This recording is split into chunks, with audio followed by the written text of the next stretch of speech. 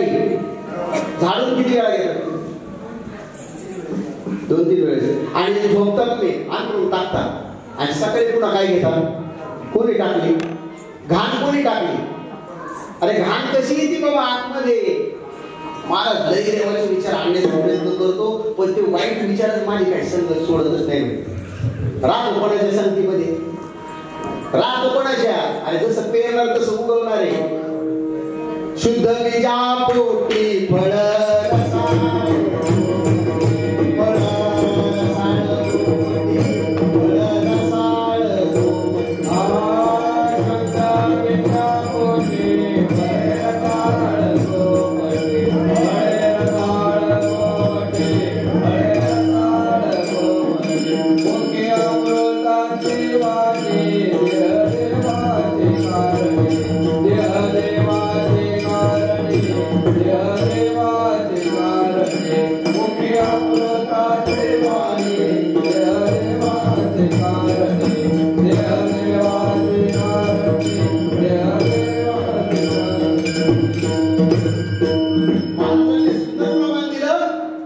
मुखी अमृताची वाणी.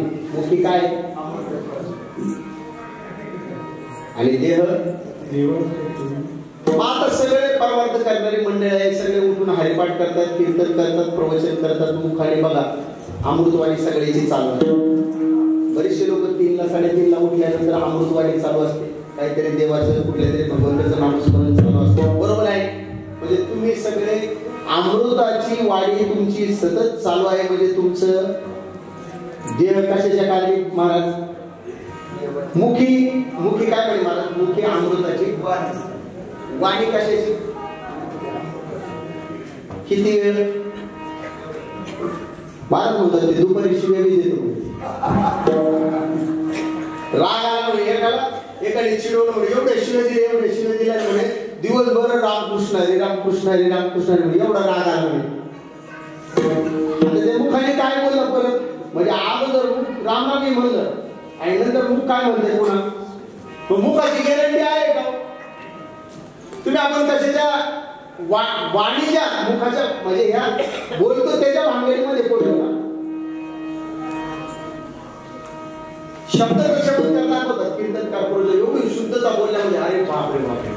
त्यांची बसण्याची ढाक वेगळी, त्यांची चालण्याची ढाक वेगळी, त्यांची बोलण्याची ढाक वेगळी.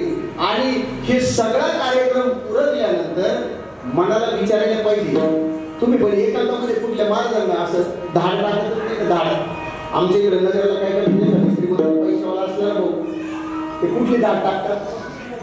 धाड कुठली टाकतात? तुमच्या इकडे नसेल, आमच्या इकडे शहराच्या ठिकाणी टाकतात. कुठली धाड टाकतात ती? ते नाही हो, पैसे ज्याच्याकडे जास्त त्याच्यावर धाड कुठली टाकतात? अचानक टाकतात का ते सांगून टाकतात? मग खरे परमार्थ करणारे अचानक धाड टाकायला पाहिजे ना. नेमकं काय चाललंय महाराजांचं? आहे का संलग्न देवाचे अनुसंधान गुरुवर यांनी मी सांगत. अरे जातीवंत संतांच्या पुढे जन्माला आलेली माणसं आहेत आम्ही. जरी परिस्थितीने कमी जास्त असेल, कुठल्या जातीमध्ये धर्माने आलेला असेल, पण एवढे माणसं तर मिळायला आमच्या कोटी जन्माची पुण्य शिल्लक असणार आहे तेव्हा मिळते. नाथ बाबा सांगतात कोणाला मिळत नाही असे साधू. साधूला ऊत आलाय साधूंना. देवाची ओळख करून देणारे साधू वेगळे आणि देवाच्या संगतीत फिरवणारे साधू वेगळे.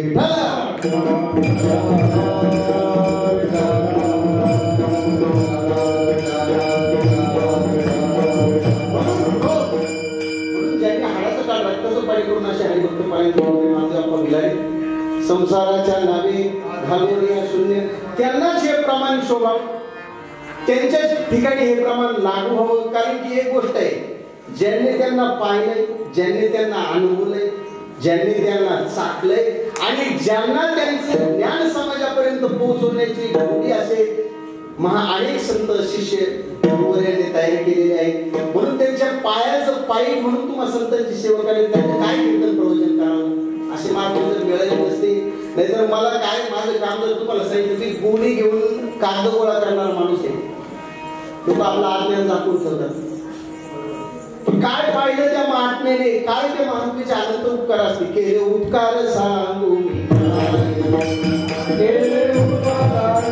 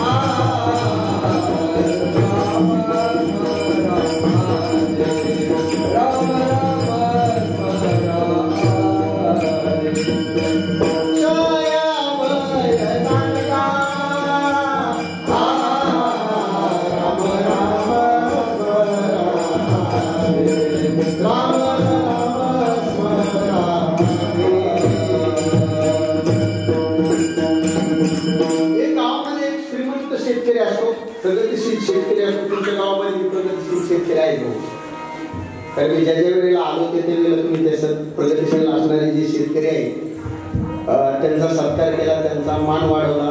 ते शेती करतात ती रीत अनेकापर्यंत पोहोचायला पाहिजे. त्याच्यामुळे मी अनेक वेळा पाहिले की तुमच्या गावामध्ये प्रगतीशील शेतकरी आहेत. असे एक उत्कृष्ट प्रगतीशील शेतकरी होते.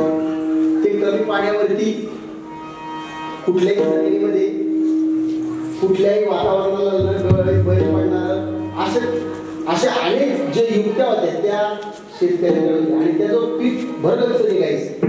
आणि लोकांना वाटतं की हे इडं बागडे दिसायला वरून असे म्हणे, पण गेला ही युक्ती आली.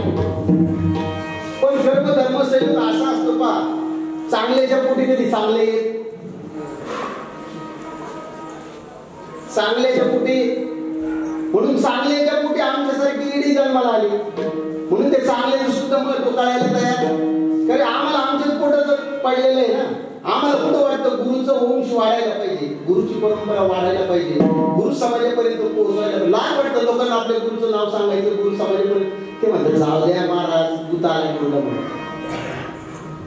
पूर्वीच्या काळी पा निळोबाराय असतील, तुकोबाराय असतील, मोहित ज्ञानोबाराय असतील, शांती ब्रह्म एकनाथ महाराज असतील, जनाबाई असेल, मुक्ताई असेल, त्यांनी झटून परमार्थ केला. एकाच्या अधिष्ठानामध्ये परमार्थ केला का हजारो लोकांच्या डोक्यात विचार घेतले.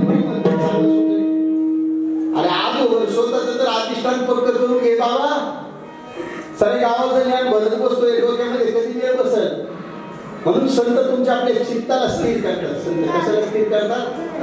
आणि म्हणून ते विचारायला ते लोक म्हणायचे आजूबाजूचे गावकरी यायचे आणि त्याच्याकडून ते काय करायचे, तो फॉर्म्युला घ्यायचे आणि ती उत्कृष्ट स्थिती करायची. पण त्याच्या पोटी चांगल्याच्या पोटी चांगले याच्या बापाची संपत्ती कमवली. हे पुढं काय करायचे, सकाळी काळजी आणि गावात पारावर जाऊन आपला बाप ना म्हणे, आपला बाप. आपल्या बापाची तोड कोणाची? आपल्या बापाची तोड शेतीत काहीच काम करत नाही. आणि शेतीची रीत सुद्धा बापाकडून समजून घे. आता तुमच्याकडे ज्याला शेतीची रीतच पाहिजे नाही त्याला काय म्हणतात तुमच्याकडे? शेतकरी म्हणतील. आता जो बापाची रीत त्याने समजून घेतली आणि ती जमीन करण्याची ज्याला रीत कळाली तो थांबल का? आपणाशी जे ठावे इतरांशी ते द्यावे, शहाणे करून सोडावे. त्याने काही समजून घेतलं, पण कर्म धर्म संयोगाने काय झालं? बापच गेला त्यांचा, बाप गेला. आता हिवामाशी झाली. आता पण यांना एक युक्ती आलेली होती म्हणे आपल्या बापाला सगळे लोक ओळखतात नाही. मग एक बाप झाले काय केलं, बापाचा फोटोच गळ्यामध्ये घातला आणि जेवढे जेवढे ओळखीचे होती ना बापाचे तिकडे केले चालू. म्हणे तुम्हाला तर माहिती कशी परिस्थिती कोसळली असं तसं. पण त्याचा पहिला जो 2-3 जे ओळखीचे माणसं आहे तिथं चुकीचा रॉंग नंबर लागला. त्यांनी काय केलं, ते गरवाला त्यांनी 2-2 रुपये देऊन टाकले. ते गेला पुढं, पण त्याला काय लागून गेली त्याची. पण आप्पासारखे बाजार भेटला त्याला पुढे जाऊन. असं झोडलं त्याला, एवढं झोडलं, पळाला तो. काय सोडून तो फोटो टाकून पळाला. म्हणे माझा मित्र जर असता ना तुझ्या डोक्यामध्ये दगड टाकून मारून टाकला असता. काय करून टाकलं असतं म्हणे. जी रीत शिकायला पाहिजे ती शिकला नाही म्हणे आणि आता गावभर फोटो घेऊन फिरतो म्हणे. अहो ते पळालं पण त्याचा कर्म धर्म संयोग असा होता, त्याने पळाल्यानंतर त्याने शिकून घेतलं. जीवनामध्ये कधी कुठं मागायला गेला संत आहे तोपर्यंत त्यांना कोणीच मानत नाही. हो हे इतिहास पहा तुम्ही, शास्त्र उचकटून पहा. मग ज्ञानोबा आई वडिलांना ते अंतप्रचित द्यावं लागलं. कुठं धुळा जळगाव आपणचं गाव जर विचार केला पाष्टा हे नगर कुठे आहे? संत श्रीपाद बाबांना धर्मक्रांती करण्यासाठी कोणा लोकांना किती माहीत आहे नाही, पण बापाची भेट झाल्यानंतर जेवढी धर्मक्रांती बाबाची झाली त्याच्या अगोदर झालेली कोणाचं तरी निमित्त म्हणून असे बाद कुठे आले म्हणून तर धर्माचं कार्य वाढलं ना. पण इथं काय झालं नुसतं कुठे आलं म्हणून महत्व कळत नाही. पुढतील हो कधी गेलं ना, अहो हा महात्मा एक 5 मिनिटं सुद्धा बसत नाही. कुठल्याही गावावरून माणसं यावं, 10 माणसं असतील 20 माणसं असतील, त्यांचं जेवण खावण करावं, रात्रभर त्यांना सत्संग सांगावे. काय दिलं तुम्ही आपण त्यांना? काय करतो? अरे गुरुला तत्वाने मोठं करण्याला बाद पाहिजे. याचंही खरं माझंही खरं असे म्हणणाऱ्यांना ऊत आला. म्हणून एक गोष्ट तुका म्हणे त्यांची उभारे देव तुमच्या स्मरणी स्मरण. म्हणून अभंगाच्या शेवटच्या म्हणजे महाराज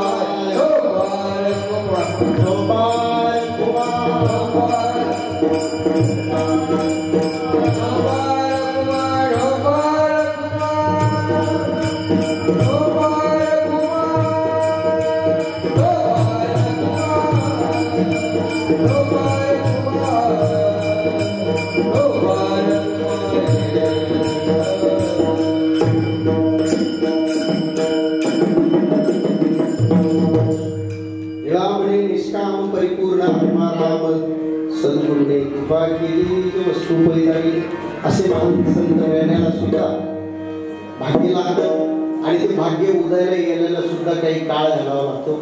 कारण बालकाईने जर विचार केला पूर्वी काळीपासून एक गुरु एक शिष्य परंपरा होती. मौलिक निरोबरा यांनी ते मोडीत काढलं आणि तुमच्या आपल्या जड जीवाचा उद्धार करण्यासाठी असे महात्मे अवतार तुम्हा धराया कारण उद्धराया जन जड जीवा वाढवया सुख भक्ती भाव धर्म कुळाचार नाम विनोदवाचे.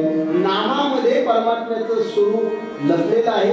म्हणून मौलिक निरोबरा सांगतात एक नाम हरी द्वैत नाम पुरी अद्वैत कुसरी वेळा. कुसरी म्हणजे मार्ग आणि ते संतांना शरण गेल्याशिवाय कळणार नाही.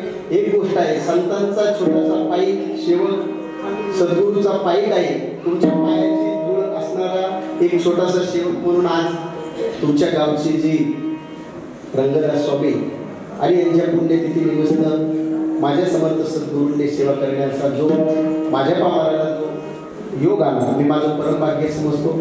योग्य असेल ते फक्त सद्गुरू सहवासामध्ये शिकलेली माणसं आहेत. बाहेर कुठं गेलो नाही, जाण्याची काही गरज पडली नाही. एक गोष्ट आहे, काय पूर्वीचं माझं मगाशी सांगितलं पुण्य असेल. एकच महात्म्याकडे आम्हाला शिकायला मिळालं, एकच महात्मा जीवनामध्ये आला आणि माझं जीवन सुद्धा ते एकासाठीच आहे.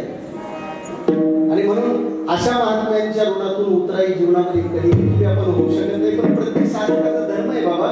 एवढेसे रूप लागलेले द्वारे त्याचा विलू गेला जीवनामध्ये. आपण एवढं पळतात फिरतात, कुठल्या साधकाला वाटतं आपल्या वस्तूवरती आपण ज्ञानेश्वरी एकनाथी भागवत घेऊन बसायला पाहिजे. मोडबत जे काही बोलता नाम साधलेला बसून घ्यायला पाहिजे. गुरुचा फेरा चुकावा वाटत असेल, गुरुचं जर आयुष्य वाढवावं असं वाटत असेल, गुरुच्या जीवनाला जर तुमच्या आपल्या प्रत्येक परमेश्वराला एकच विनंती करा की माझं आयुष्य माझ्या सद्गुरूला दे.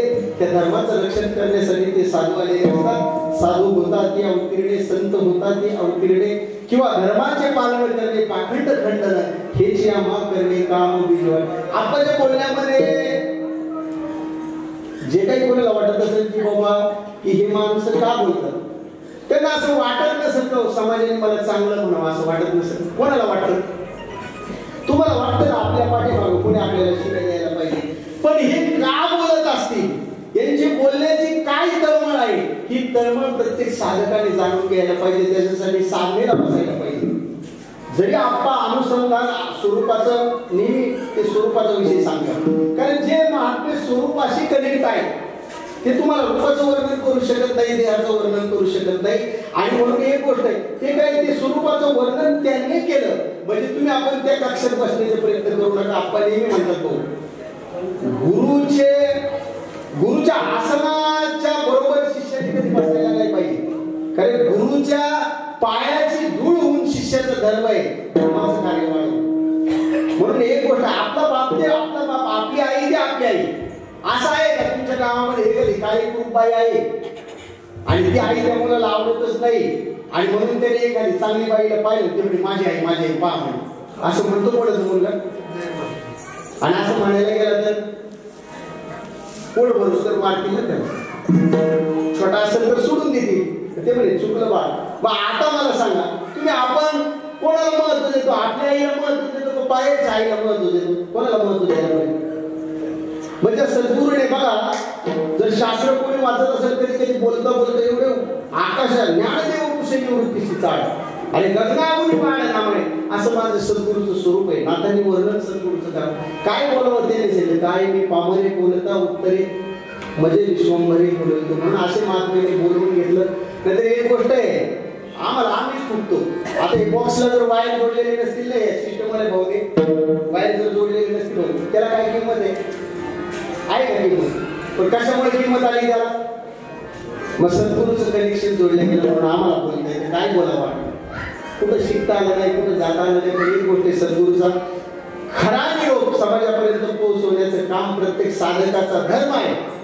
कुठल्या साधकाला वाटत असेल आपल्याला कीर्तन प्रवचन येत नाही, कीर्तन प्रवचन करतो म्हणजे धर्माचं कार्य वाढत, असं डोक्यातून काढून टाका. नामसंकीर्तन साधन पै सोपे जळतील पापे जन्म. आपल्याला आपल्याला आनंद आहे, दुसऱ्याला पोहोचव. ज्योति से ज्योत जगाते चलो, प्रेम की गंगा ज्योती ज्योत पेटवत चला.